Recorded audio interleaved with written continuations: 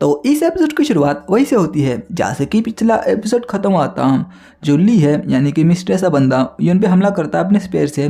फिर यून भी अपने पास से जो डिवाइन जेड है वो निकाल लेता है जो कि फैंग ने दिया था और फेंक देता है और बोलता है कि ये ले साले। फिर वो जो ली है वो बोलते कि क्या, ये तो प्रीमोडियल का जो स्केट सिंबल है वो है, लेकिन इसके पास ये आया कैसे।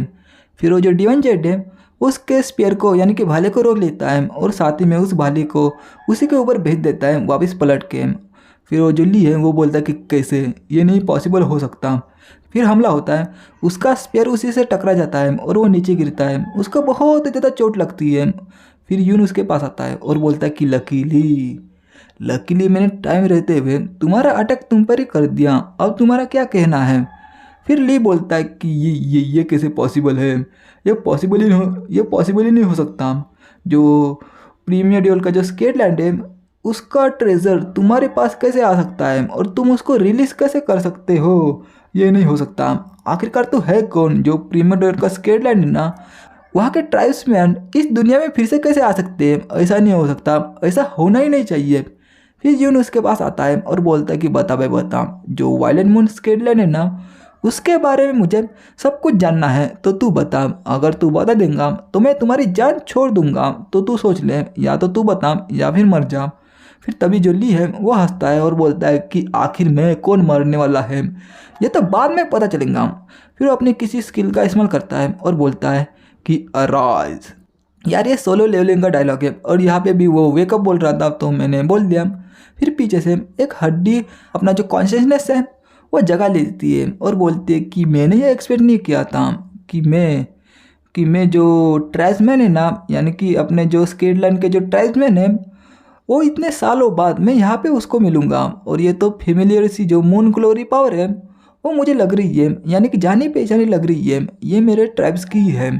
फिर यून बोलता है कि कैसे, ऐसा कैसे हो सकता है। इस टॉम का जो ओनर है उसकी जो हड्डी है यानी कि उसकी हड्डी फिर से जिंदा हो चुकी है, ये नहीं हो सकता।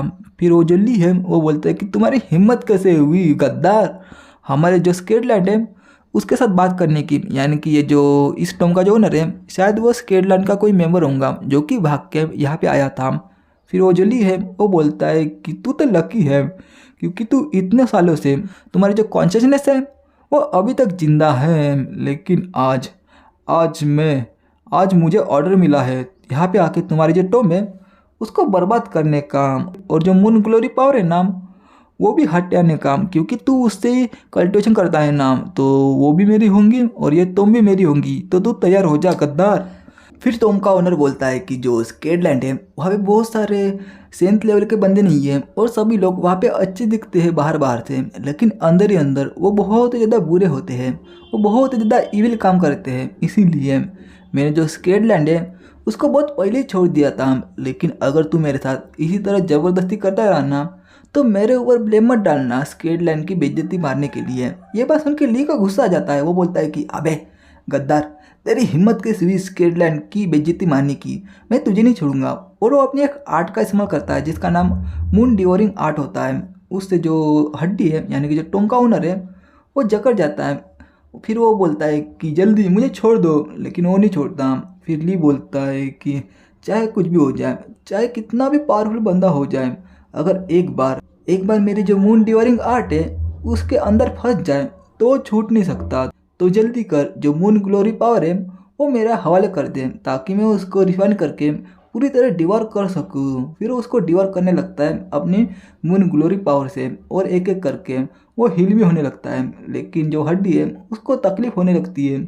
फिर ली बोलता है कि जल्दी ही मैं कुछ और पावर डिवोर करके खुद को पूरी तरह रिकवर कर दूंगा, लेकिन साथ ही में उसकी जो पावर है वो कोई और भी डिवोर कर रहा था। जो देख के जो ली है वो शौक होता है, वो बोलता है क्या मेरे अलावा कोई और भी उसको डिवोर कर रहा है, और हाँ ये और कोई नहीं जो अपना यून है, अपना मेन कैरेक्टर वो होता है।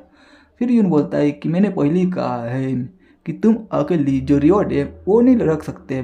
फिर ली बोलता है कि क्या, ये भी जो मून डिवोरिंग आर्ट है उसका पोजेस करता है, ये तो इम्पॉसिबल है। लेकिन उसको रियलाइज होता है, वो बोलता है कि नहीं, ये मेरी जो मून डिवोरिंग आर्ट है वो नहीं है, ये तो कोई और ही आर्ट है, और ये मेरे से बहुत ही ज़्यादा तेज और बहुत ही ज़्यादा पावरफुल जो पावर है उसको डिवोर कर रहा है। फिर यून अपने सिस्टम को बोलता है कि सिस्टम अभी बस मुझको शर्मिंदा मत कर, अपनी जो डिवोरिंग की स्पीड है उसको और भी ज़्यादा सिस्टम बढ़ा देता है, जिसकी वजह से जो तुम का ओनर है उसको तकलीफ होने लगती है और यून का डेवलप हो जाता है। पहले मार्शल सूर्यजन के 5वें स्टेज पे था, अभी 6वें स्टेज पे पहुंच जाता है। यून बोलता है कि अरे ये जो मून ग्लोरी पावर जिसे कहते हैं ना, उसको डिवोर करके मैं ना सिर्फ मेरी जो पावर है वो बढ़ रही है, बल्कि मेरी जो कंडीशन है वो बहुत ही ज़्यादा बढ़ रही है। उतनी ज़्यादा जो स्पिरिचुअल एनर्जी है उसको डिवोर करके नहीं बढ़ती, इसको डिवोर करके बढ़ रही है। फिर जो ली है वो बोलता है कि नहीं, अगर ऐसे चलता रहा तो ये भी मेरी जो मार्शल आर्ट है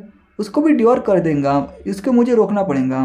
फिर जो तोम का ओनर है वो बोलता है कि बच्चे तुम दोनों को बहुत लंबा सफ़र तय करना है मेरी जो मून ग्लोरी पावर है उसको डिवोर करने के लिए, लेकिन ऐसा मैं होने नहीं दूंगा कि आज तुम लोग मेरी जो मून ग्लोरी पावर है उसको पूरी तरह डिवोर करो। मैं तुम्हें रोक लूँगा और मैं तुम्हें अपने साथ दफन कर दूंगा। और वो अपनी किसी स्किल का इस्तेमाल करता है।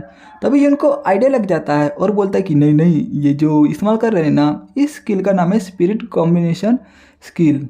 ये जो इमोर्टिलिटी है उसको सेक्रीफाइस करती है और जो साथ में जो ब्लड है उसको पूरी तरह जला देती है। यानी कि ये ओनर किसी के भी ब्लड को पूरी तरह जला सकता है, लेकिन ये मैं होने नहीं दूंगा। लेकिन इस स्किल को एक्टिवेट करने के लिए, यानी कि ये स्किल एक्सचेंज में अपनी बहुत सारी पावर ले लेती है। यानी कि जो भी बंदा इसको इस्तेमाल करता है उसकी लगभग पूरी पावर को ये ले लेती है। तो ये चाहता है कि ये खुद के साथ हमें भी यहाँ पे मार डाले, यानी कि ये खुद को सेक्रीफाइस करके हमारे भी सेक्रीफाइस देना चाहता है, लेकिन ये मैं होने नहीं दूंगा।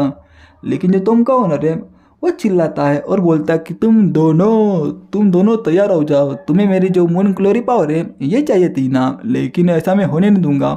मैं इसके बदले यानी कि मैं खुद को तो मार ही दूंगा और साथ ही में मैं तुम दोनों को मारूंगा। यानी कि ऐसा है, यानी कि ये ऐसा है, खुद तो डूबेंगे और साथ ही में तुम्हें लेके डूबेंगे, तो मैं तुमको भी लेके डूब जाऊंगा, तो तुम डूबने के लिए तैयार हो जाओ। तो इसी के साथ ये चैप्टर यहीं पे ख़त्म होता है। तो अगले चैप्टर में पता चलेगा कि यून इससे कैसे बचता है और जो ली है वो कैसे बचता है, या फिर बचता है या नहीं, या फिर दोनों मर जाते हैं, या फिर तोम का ओनर भी बचता है, या फिर यून इसको इस स्किल को इस्तेमाल करने के लिए यानी कि रोकने के लिए कोई ना कोई तरकीब ढूंढता है। तो ये सब तो हमको अगले चैप्टर में पता चलेगा। तो अगले वीडियो में पता चल ही जाएगा कि क्या क्या होता है। तो मैं मिलता हूँ नेक्स्ट वीडियो में। तो अगर आपको ये वीडियो पसंद आई तो मुझको कमेंट बॉक्स में ज़रूर बताना। तो मिलते हैं किसी और नए वीडियो में। टिल देन बाय बाय, सायोनारा। मिलते हैं किसी और नए वीडियो में।